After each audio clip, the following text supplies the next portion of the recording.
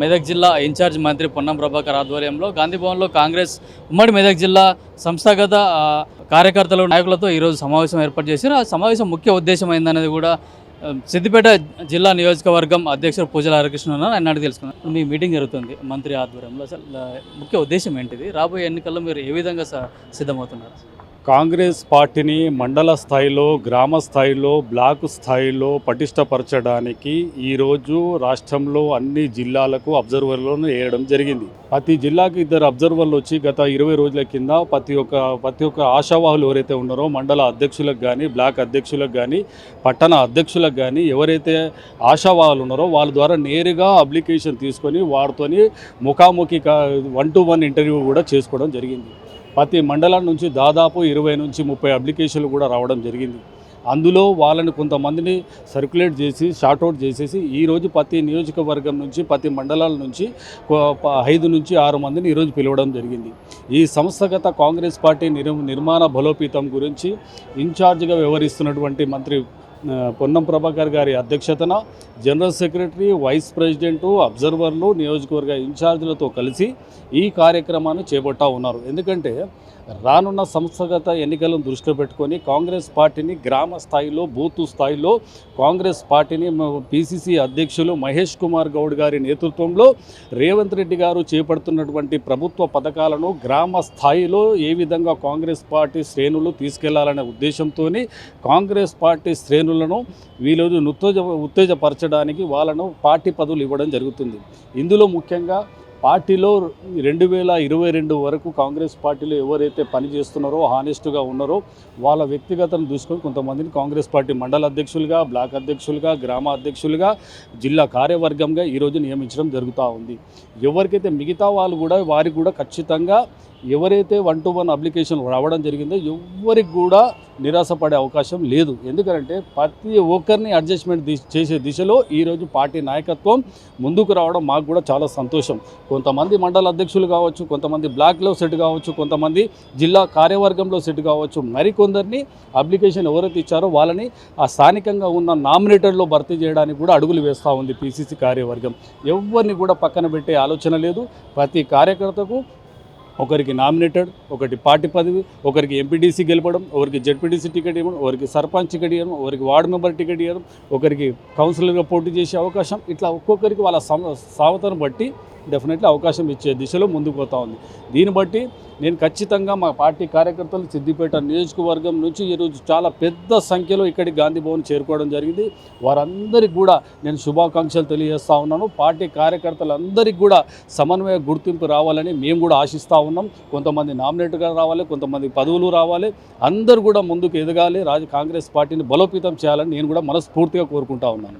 సిద్దిపేట జిల్లాలో చూసుకుంటే సిద్దిపేట చుట్టూ ఉన్న హుస్నాబాద్ కానీ, దుబ్బాక్ కానీ, రామంపేట కానీ, మెదక్ ఇవన్నీ కాంగ్రెస్ గెలిచింది, బీజేపీ కూడా గెలిచింది. కానీ సిద్దిపేటలో మీరు బీఆర్ఎస్ని ఎందుకు ఢీకొట్టలేకపోతున్నారు? ఒకటి, గత 1980 తర్వాత మా సిద్దిపేట నియోజకవర్గంలో మదన్ మోహన్ గారి ఎమ్మెల్యే ప్రాతినిధ్యం తర్వాత కేసీఆర్ సొంత గ్రామము, సొంత సిద్దిపేట. సో సిద్దిపేట దాని తర్వాత మదన్ మోహన్ గారి ఓడిపోయిన తర్వాత కొద్దిగా నాయకత్వ లోపం వల్ల కంటెస్ట్ చేసిన అభ్యర్థులు ఎవరైనా కూడా కాన్స్టిట్యూన్సీని పట్టుకొని కార్యకర్తలకు మంచి చెడు అందుబాటులో ఉంటే ఖచ్చితంగా కాంగ్రెస్ పార్టీ మా సిద్దిపేటలో ఇంకా బతికే ఉంది. కానీ నాయకులు అనే వాళ్ళు పోటీ చేసి వెళ్ళిపోవడం వల్ల, వాళ్ళకు అందుబాటులో లేకపోవడం వల్ల ఈరోజు జరిగింది. నేను మొన్న ఎన్నికల్లో పోటీ చేస్తే ఎన్నడూ లేని విధంగా 26,000 ఓట్లు నేను తెచ్చుకున్నాను. అవి పెద్ద గొప్పతనం కాదు.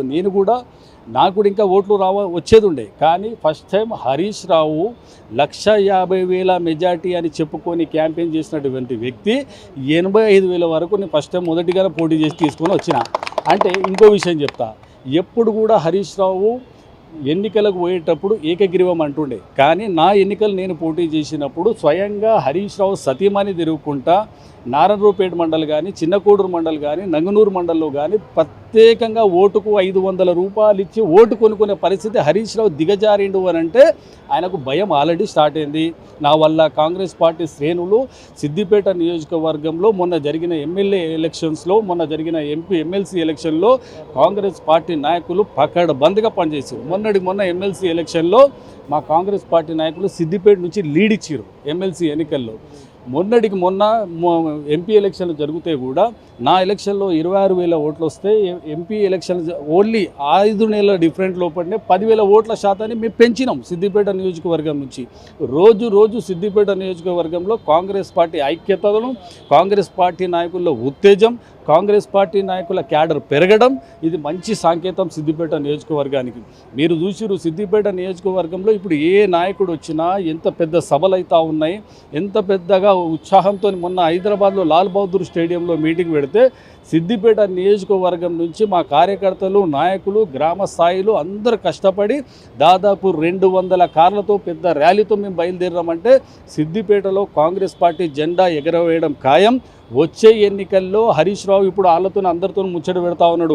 డీలిమిటేషన్ చేసే బాగుంటుందేమో, డీలిమిటేషన్ అయితే నేను ఇంకో పక్క కాన్షియస్కి పోతా, ఈ హరికృష్ణతో నాకెందుకు తలనొప్పి అనే డిస్కషన్ కూడా స్టార్ట్ చేసిండంటే అది కాంగ్రెస్ పార్టీ బలోపేతమని తెలియజేస్తా ఉన్నా. అంటే మొన్న జరిగిన మున్సిపల్ ఎలక్షన్లో కూడా కొందరు మీ కాంగ్రెస్ నుంచి పోటీ చేసి సాయంత్రానికి మళ్ళీ బీఆర్ఎస్లో తిరిగి, అంటే హరీష్ రావు ప్రాబల్యం అంతగా ఉందా, వాళ్ళని ఏమన్నా బెదిరించి తిరిగి మళ్ళీ వాళ్ళ పార్టీలోకి తీసుకున్నారు? లేదండి, మా సిద్దిపేట నుంచి ఎవ్వరు కూడా కాంగ్రెస్ పార్టీలో పోటీ చేసి బీఆర్ఎస్ పార్టీలో పోలే. ఇది తప్పుడు. ఎలక్షన్ల ముందు మీ కాంగ్రెస్లో చేరారు, ఎలక్షన్లు అయిపోయిన తర్వాత మళ్ళీ బీఆర్ఎస్లో చేరారు.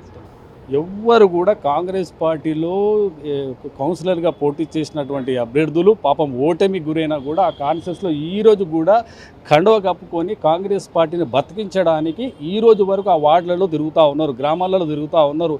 ఇంకో విషయం చెప్తా, కాంగ్రెస్ నుంచి టీఆర్ఎస్ పార్టీలోకి పోలే, టీఆర్ఎస్ పార్టీకి వెళ్ళి మా దాంట్లోకి 5 మంది కౌన్సిలర్లు మా దాంట్లోకి వచ్చారు.